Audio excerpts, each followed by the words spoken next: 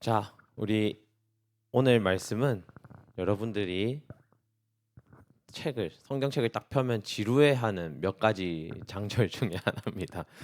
레위기에서 여러분들 일독을 포기하고 신약으로 가면은 조금 낫겠지 생각하고 폈겠지만 항상 실망하고 돌아서는 마태복음 1장 1절.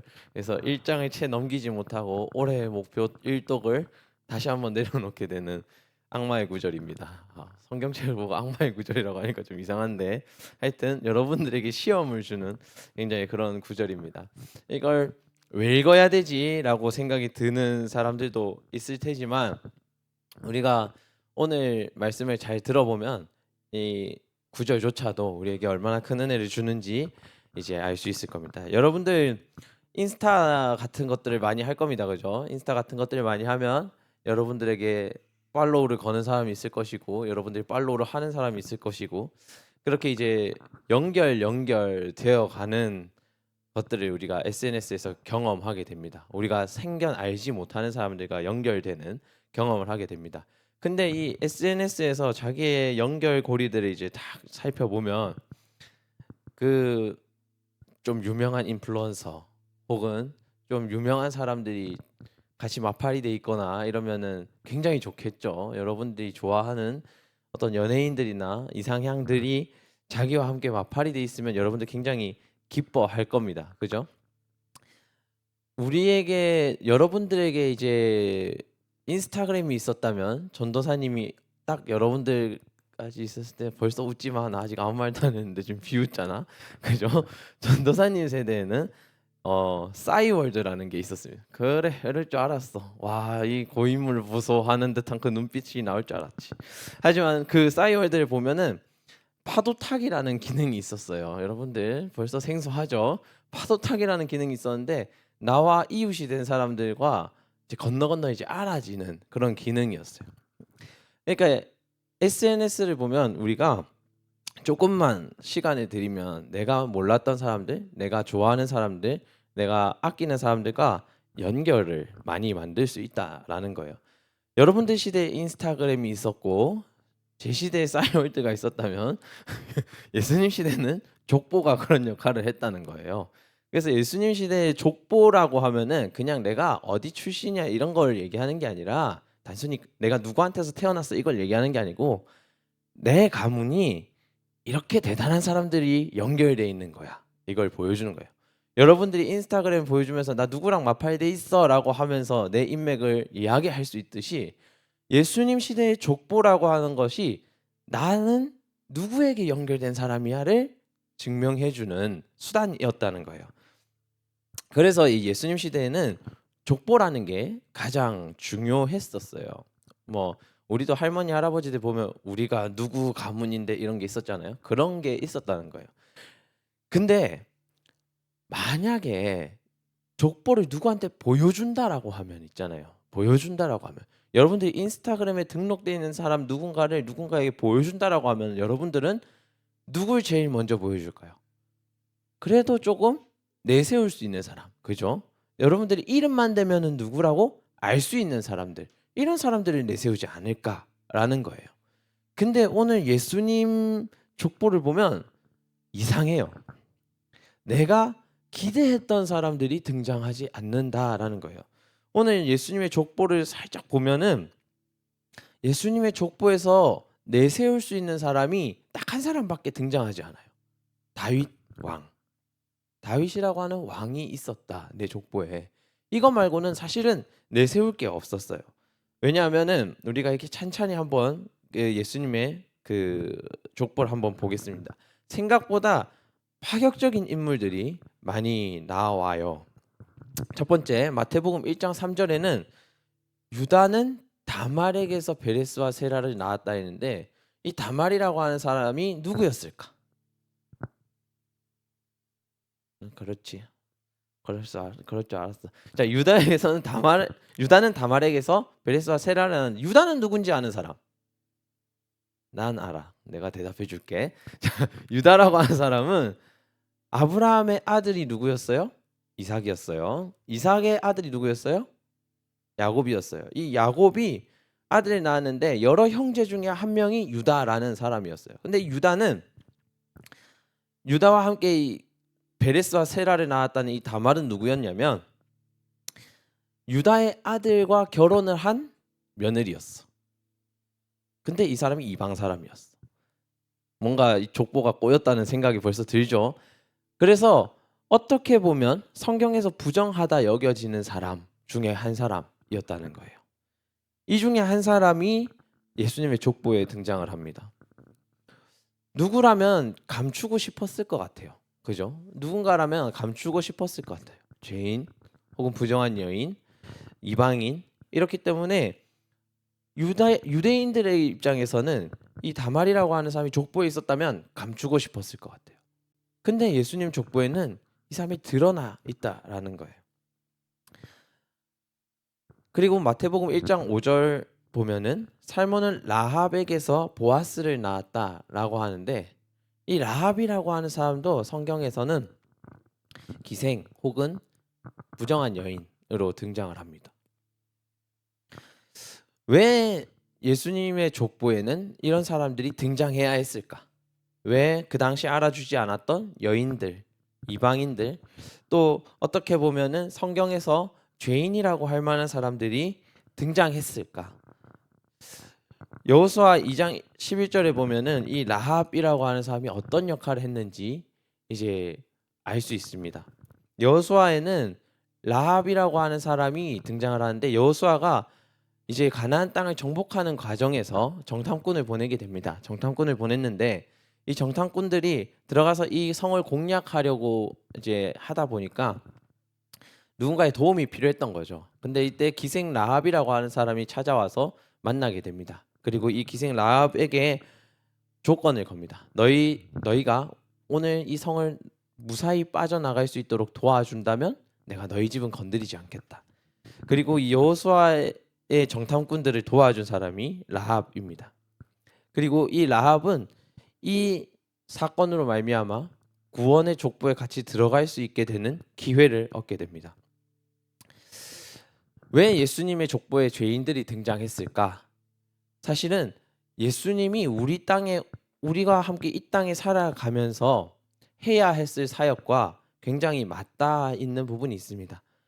예수님께서는 아까 우리 선생님께서 기도 중에 그런 얘기를 하셨는데, 우리 땅에 빛으로 오셨다라고 얘기를 해요. 가장 어두운 땅 가운데에 빛으로 오셨다라고 얘기해요. 그래서 예수님은 태어나서 자기와 함께 일생을 사는 사람들이 대부분 죄인과 세리와 그때 당시에 부정하다 하는 사람들이었어요. 예수님께서 그 삶 가운데 그런 얘기를 하시거든요. 의사가 혹은 약사가 병든 자에게 가지 않으면 무슨 소용이 있겠냐 하는 얘기였어요. 예수님 족보에는 예수님이 이 땅에 와서 무슨 사역을 하실 건지, 누구와 함께 살아가실 건지에 대한 이야기가 같이 실려 있습니다. 첫 번째는 죄인, 여인, 소외된 사람들, 이 사람들과 함께 하겠다라는 겁니다. 이 사람들 과거를 이제 더 이상 묻지 않고 그 사람들을 변화시키는 삶으로 살아가겠다라는 겁니다. 그래서 오늘 라합과 다말이라고 하는 사람이 등장을 하는 겁니다. 또 마태복음 5장 하반절에는 새로운 사람이 등장을 합니다. 보아스는 룻에게서 오벳을 낳고 오벳은 이새를 낳고, 룻이라고 하는 이 사람도 사실은 이스라엘 사람이 아닙니다. 명확하게 말하면 룻이라고 하는 사람, 이 사람도 이스라엘 사람이 아니라 이방 여인이었어요. 이스라엘 바깥에 다른 나라의 사람들이었어요. 어떻게 보면 이스라엘의 원수와 같았던 나라의 여인이었어요. 근데 이 룻이라고 하는 사람이 예수님의 족보에 등장하면서 예수님의 관심이, 하나님의 구원의 관심이 이스라엘에 머물러 있지 않아를 얘기하는 거예요. 이방 누구라도 하나님을 찾는 누구나라면 하나님이 찾아가겠다라는 거예요.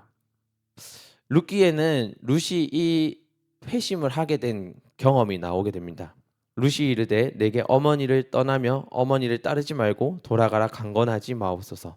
어머니께서 가시는 곳에 나도 가고 어머니께서 머무는 곳에 나도 머물겠나이다. 어머니의 백성이 나의 백성이 되고 어머니의 하나님이 나의 하나님이 되시리니. 이 룻이라고 하는 사람은 이방에서 찾아와서 이스라엘 사람과 결혼을 한 사람이었어요. 그리고 극심한 가뭄 때문에 다시 이방으로 떠나 있다가 이스라엘로 돌아오게 됩니다. 이 룻이 사실은 돌아올 때쯤에는 자기 남편과 시아버지와 이게 그 남자 가족들은 다 죽은 상태였어요. 그래서 시어머니와 자기 시누이와 같이 이제 넘어오게 됩니다. 근데 같이 있던 그 며느리 한 명은 또 떠나게 되고 나옴이라고 하는 시어머니와 자기 둘만 이스라엘 땅에 남게 됩니다. 근데 이제 어머니가 이 며느리의 미래가 너무 불확실한 거예요. 그래서 떠나서 너의 가정을 새로 꾸려라 하고 하는데 오늘 룻이라고 하는 이 사람이 이 어머니를 모시게 되면서 어머니의 백성이 곧 이스라엘 백성이 나의 백성이 되고 내가 어머니가 섬기는 그 하나님을 같이 섬기겠습니다 라는 고백을 통해서 이스라엘의 족보 안에 들어오게 됩니다. 오늘 나온 사람들의 공통점이 있어요. 뭐냐면 하나님을 떠나 있었지만 다시 돌아온 사람들이라는 겁니다. 처음에 등장했던 이 유다의 며느리였던 다말, 이 사람도 사실은 오랜 전쟁으로 남편들을 다 잃었어요. 그리고 새로 결혼을 해야 됐는데 시아버지가 그 매짐을 해주지 않았기 때문에 이제 좀 부정한 방법으로 이제 접근을 하게 됩니다. 그렇지만 유다와 함께 하나님 앞에서 어떠한 언약을 이제 지켜가게 되면서 다시 유다의 족보로 넘어오게 된 사람이에요. 라합도 마찬가지로 이방에 살고 있었지만 이스라엘의 어떤 언약을 지키는 과정에서 도움을 주면서 이스라엘의 족보로 같이 들어온 사람입니다. 룻 역시 마찬가지죠. 이 모든 사람들이 공통점이 있다라고 하면 어떠한 특정 하나님을 떠나 있던 자리에서 다시 하나님을 섬기는 자리로 결심하고 돌아오는 경험을 했다라는 거예요. 그리고 여지없이 하나님은 그 사람들을 다시 모아 구원의 족보 안에 넣어놨다라는 거예요. 마지막 한 인물이 남았습니다. 누구냐면 이 다윗 왕이 사랑했던 여인들 중에 한 명이었습니다. 우리아의 아내인데 우리아라고 하는 사람도 이방 사람이었어요. 그와 함께 결혼했던 이 사람도 이방 여인이었는데 다윗이 부정한 방법으로 이 여인을 취하게 됩니다. 우리아라고 하는 사람이 있어. 우리 이거 약간 제자훈련 때 나왔던 본문이에요. 기억나시나요? 기억이 안 나나요?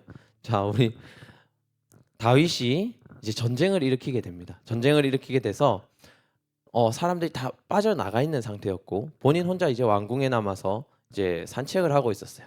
근데 저 멀리 이제 어떤 여인이 목욕하는 것을 보게 됩니다. 이제 조금 기억이 나나요? 그래, 기억 상실증에 걸렸다고 생각하고 할게. 자, 근데 이제 그 사람이 이제 우리아의 아내였던 겁니다. 근데 우리아의 아내를 사랑하게 된 다윗은 부정한 방법으로 이제 우리아를 전쟁에서 죽게 만듭니다. 그리고 그 아내를 대신 취하게 되죠. 그래서 그때 당시에 이제 선지자 나단으로부터 질책을 받게 되는 경험을 하게 됩니다. 근데 이 부정한 여인이 왜 또 나오게 되었을까? 이 부정한 여인이 다윗과 함께 이제 금식을 하게 됩니다. 금식하게 되고 그리고 나중에 이제 솔로몬이라는 아이를 낳게 되고 그리고 그 과정에서 이제 하나님께 회개하는 과정들을 거치면서 사실은 이제 하나님의 용서를 받게 되는 경험을 하게 됩니다. 이 네 명의 여인들은 뭔가 대단한 힘이 있어서 족보에 오른 것은 아닙니다. 어떻게 보면 아까 우리가 제일 처음에 말한 것처럼 감추고 싶은 사람들, 드러내지 않고 싶은 사람들, 내 족보에는 내 연결고리에는 없었으면 하는 사람들이었다는 거예요. 근데 여기서 말하고자 하는 이야기는 뭐냐면 하나님이 그 부정한 이들 가운데서 이스라엘을 변화시킬 사람들을 하나하나 만들어냈다라는 겁니다. 다말에게서는 유다의 족보가 끊어지지 않고 이어져 내려오게 하고 라합을 통해서는 구원의 역사가 있게 해서 이스라엘이 광야 땅에서 죽지 않게 하고 룻을 통해서 이 다윗의 족보를 처음 만들어내고 밧세바를 통해서 그 족보가 이어져 내려와 이제는 예수님께까지 닿게 하는 그런 역사를 하나님이 써내려 갔다는 겁니다. 이스라엘의 가장 부끄러운 일들 중에 하나였을지 모르는 이 네 여인들을 통해서, 이 여인들의 회심을 통해서 하나님이 이 이스라엘을 구원할 사람들을 한 명씩 배출해냈다라는 거예요. 어떻게 보면 예수님도 그 족보 가운데서 이방인들의 또 여인들의 또 그 족보 안에서 어떻게 보면 예수님께 드러낼 수 있는 것이 없어 보이는 족보일 수 있습니다. 근데 하나님이 족보를 통해서 기대하게 하는 거죠. 사람의 부족함이 있었던 시대에 하나님이 늘 새로운 구원의 방주를 허락하셨듯이 지금 가장 어두운 시대에 예수님이라고 하는 한 인물이 족보 안에 들어오면서 이분을 통해서 또 어떤 역사를 이루어 나갈 건가 하는 기대를 하나님이 품게 하시는 거죠. 세상의 기준으로 보면 족보에서 빠져야 할 사람들이 왜 들어왔을까라고 한다면 그 상처 입은 사람들을 통해서 깨지고 상한 물른 사람들을 통해서 예수님께서 이 땅에 오셔서 어떻게 하나님의 역사를 이루어 갈 건가 하는 겁니다.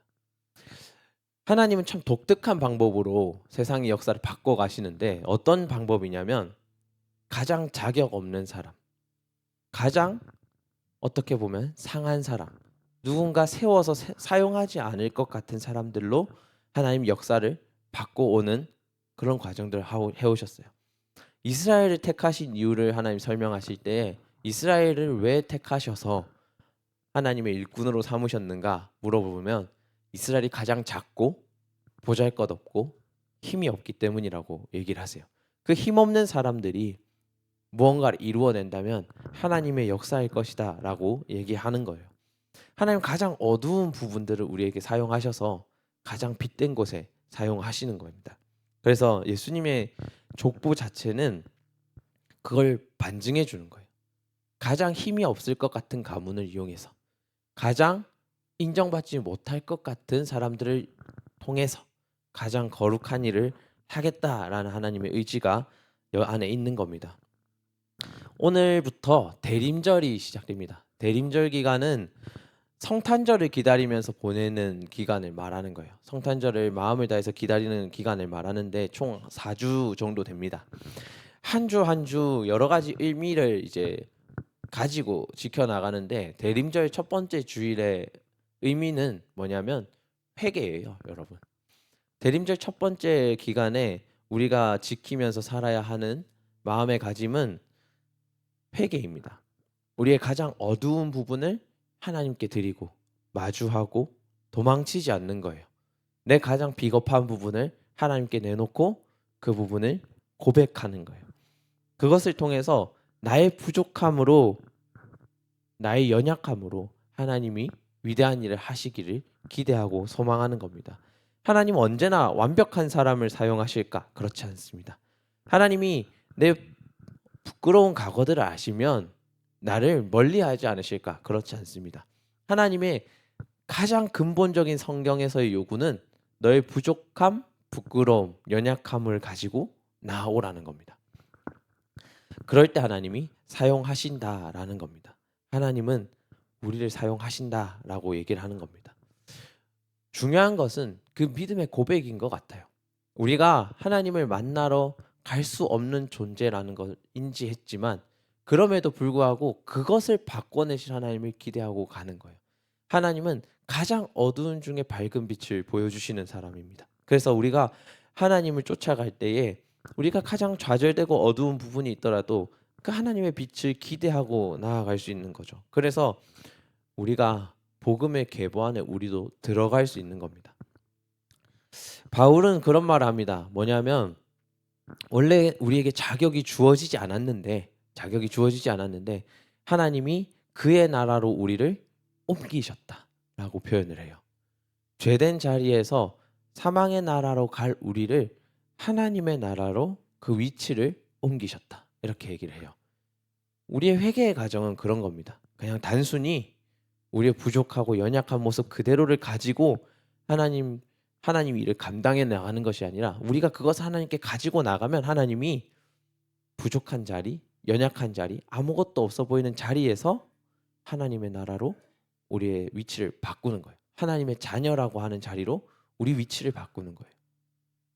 그래서 우리는 하나님께 의지하고 나아갈 수 있는 겁니다.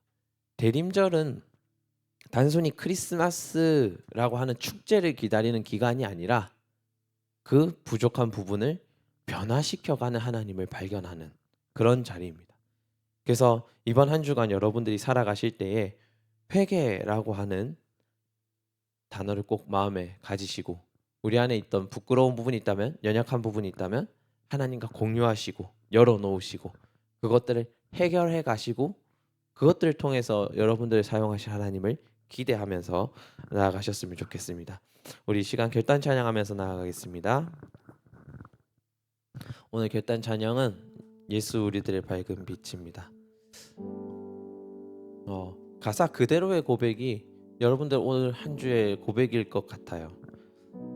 우리의 가장 어두운 부분 안에서 솟아나는 하나님의 빛을 보는 겁니다.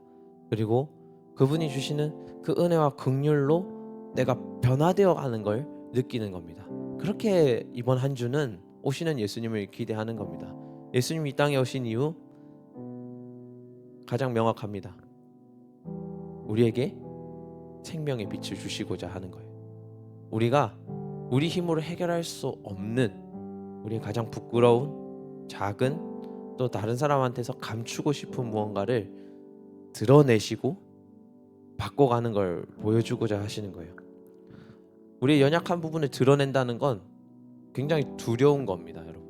누군가 그 연약한 부분으로 나의 아픈 상처를 찌르고 베어내면 엄청 크게 상처를 받잖아요. 아프잖아요. 그래서 내 부족하고 연약한 걸 누군가에게 드러낸다는 거 어려운 겁니다. 근데 그 상처가, 그 두려움이 우리 안에 머물러 있는 게 아니라 하나님이 이제 낫게 할 거니까, 변화시킬 거니까, 내게 없었던 것처럼 만들어 주실 거니까 우리는 그것을 기대하고 회개의 자리로 나아가는 겁니다. 우리 함께 고백하며 나아갑니다.